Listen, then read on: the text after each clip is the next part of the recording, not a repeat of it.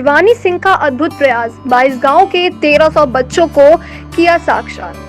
प्राथमिक हो या माध्यमिक विद्यालय, यहाँ के शिक्षक सिर्फ सरकार से मोटी पगार लेने को आतुर रहते हैं। पढ़ाने के नाम पर यहाँ बगले झांक लेते हैं। आमतौर पर यही धारणा लगभग सभी के मन में होती है, मगर बाराबंकी में एक शिक्षिका ऐसी है जिसके काम को देखकर लोग अपनी धारणा बदल लेंगे। कोरोना की महामारी में जहाँ सरकार कार्य अध्यापक लॉकडाउन का बहाना कर घर पर आराम कर रहे थे, वहीं यह शिक्षिका उन बच्चों के लिए परेशान थी जिनकी शिक्षा बाधित हो रही है। इस शिक्षिका ने अपने दायरे से बाहर जाकर 22 गांवों तक अपनी पहुंच बनाई और पढ़े लिखे बच्चों और महिलाओं को तैयार कर अपनी मुहिम से जोड़ लिया है और आज यह 1300 बच्चों को एक कॉन्वेंट से बेहतर शिक्षा प्रदान कर रही हैं। हम बात कर रहे हैं बाराबंकी जनपद की हैदरगढ़ तहसील की बियामऊ गांव के प्राथमिक स्कूल की शिक्षिका शिवानी सिंह की, जिसने बच्चों की बाधित हो रही शिक्षा की भरपाई करने का बेड़ा उठा लिया है। शिवानी सिंह की यह शिक्षा किसी कॉन्वेंट स्कूल से कम नहीं है, बल्कि उससे भी बेहतर है, क्योंकि यहाँ वह सिर्फ हिंदी के साथ अंग्रेजी भाषा की शिक्षा नहीं देती है, मगर शिवानी सिंह केवल स्कूल में हिंदी या फिर अंग्रेजी भाषा सिखाई जाती है, बल्कि वो यहाँ पर दुनिया भर से काम करने वाली अंग्रेजी और स्पेनिश भाषा का भी ज्ञान दे रही हैं।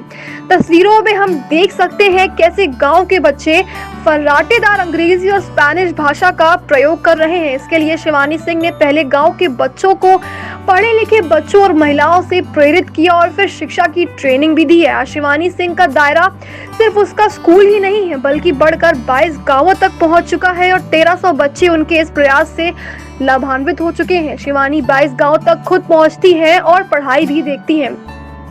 इस काम से शिवानी सिंह की मुहिम का हिस्सा बनी पूर्णिमा द्विवेदी ने बताया है कि वह पहले कोचिंग में शिक्षा देने का काम करती थी, मगर लॉकडाउन में जब कोचिंग बंद हो गई तो शिवानी दीदी ने उन्हें प्रेरित किया और आज उनके साथ वो मिलकर निःशुल्क शिक्षा देने का काम कर रही हैं। उन्होंने बच्चों को पढ़ाने में काफ़ी अच्छा लगता है। वह पढ़ाती तो सिर्फ क्लास 1 से 5 तक के बच्चों को है, मगर पढ़ाना चाहे बगैर पैच।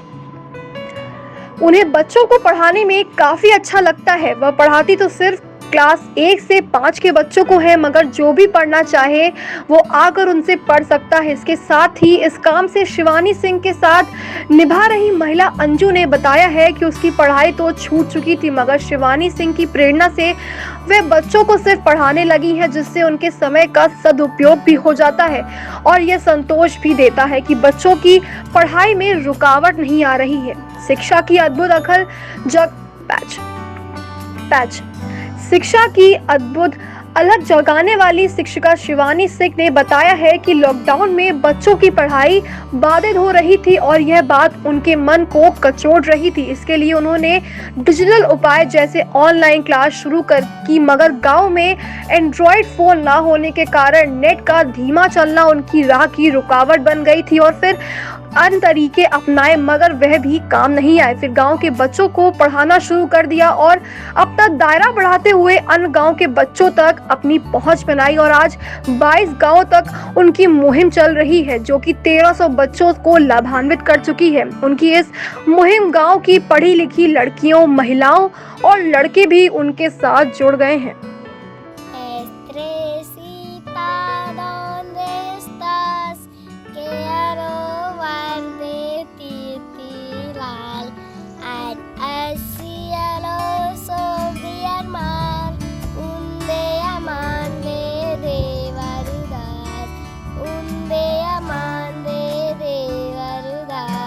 मैं शिवानी सिंह प्राथमिक विद्यालय बियामऊ में इंचार्ज प्रधानाध्यापिका के पद पर कार्यरत हूँ। कोरोना महामारी लॉकडाउन के चलते यहाँ बच्चों की शिक्षा को लेकर एक शिक्षक के तौर पर मेरे लिए बहुत बड़ी चुनौती थी कि मैं कैसे सारे बच्चों को शिक्षा से जोड़ सकूँ। शुरू में तो मैं ऑनलाइन व्हाट्सएप के ज़रिए मैंने एक अलग अलग क्लास वाइज ग्रुप तो बनाया, मैंने कोशिश की, प्रयास किया, कुछ दिन तक 30 से 35 बच्चों को जोड़ा, लेकिन शिक्षक के तौर पर मैं खुद को उतना सफल नहीं महसूस कर पा रही थी, क्योंकि मैं सारे बच्चों को नामांकन के सापेक्ष नहीं जोड़ पा रही थी। फिर साधारण कॉल और SMS के ज़रिए भी मैंने अपना प्रयास किया, लेकिन उस प्रयास में भी मैंने खुद को सफल नहीं महसूस किया। फिर धीरे धीरे मैंने सोशल साइट्स पे देखा कि कुछ शिक्षक अलग अलग तरीके के प्रयोग कर रहे हैं, समुदाय एसएमसी की मदद से कार्य कर रहे हैं। तो मेरे भी दिमाग में आया, फिर मैंने भी गांव में आके 8 से 10 बच्चों को शुरू में पहले सोशल डिस्टेंसिंग का ख्याल रखते हुए पढ़ाना शुरू किया। लेकिन तकरीबन 5 सितंबर शिक्षक दिवस के दिन मैंने ये प्रयास किया कि 2 से 4 युवाओं को से मैंने बात की, उन्हें प्रेरित किया पढ़ाने के लिए। और जब उन्होंने इस तरीके का सिलसिला शुरू किया तो मैंने और धीरे धीरे युवाओं को मोटिवेट किया और इस तरीके से आज ये 22 गाँव तक ये मुहिम पहुंच गई और 503 युवा हम एक टीम की तरीके से कार्य कर रहे हैं। हम युवाओं से यही अपेक्षा करते हैं कि 1 से 1.5 घंटा आप अगर देंगे तो आपके ये 1-1.5 घंटे हमारे शिक्षा को तो मजबूत करेंगे और आपका ये अमूल्य समय इस बहुत ही विकट परिस्थितियों में एक बहुत ही वरदान साबित होंगे। तो इस तरीके की ये मुहिम है। और इसके पहले हम महिलाओं को भी शिक्षित करने का कार्य करते थे। लगभग 172 महिलाओं को, 2 गाँव की महिलाओं को मैंने हस्ताक्षर करना और उन्हें लिखना पढ़ना भी सिखाया। तो मेरा यही उद्देश्य है कि शिक्षा को सशक्तिकरण करके ही हम एक बेहतर समाज और एक तरीके से हम आपस में साझा की संस्कृति को बढ़ावा देकर हम बेहतर समाज का निर्माण कर सकते हैं। आपकी मुहिम में करीब कितने गांव हैं, कितने बच्चों को आपने अभी तक के इसका लाभ दिया? मुहिम 22 गांव तक अब तक पहुंच चुकी है और ये मुहिम मेरे ही सोचने से नहीं पहुंची। अगर मुझे इस तरीके से युवा जुड़े नहीं होते, उनकी जुड़ने से, उनकी लगन से, उन्होंने इस तरीके के प्रयास किए, कई तरह के उन्होंने नवाचार से पढ़ाया। कुछ युवाओं ने कार्डबोर्ड चौक, कार्डबोर्ड कोयले का इस्तेमाल करते हुए कार्डबोर्ड और कार्डबोर्ड पर रंग का इस्तेमाल करते हुए इस तरीके के मतलब प्रयासों को मैंने देखा, उनकी लगन को। इस तरीके से मेरा हौसला बढ़ा और ये आज छोटे बड़े गांव मिलाते हुए तकरीबन 22 गांव तक पहुँचे और 1300 से ऊपर बच्चे लाभान्वित हो रहे हैं। और मेरा प्रयास ये जारी रहेगा और आज से एक नया प्रयास भी कर रहा है डिजिटल लिटरेसी को लेके।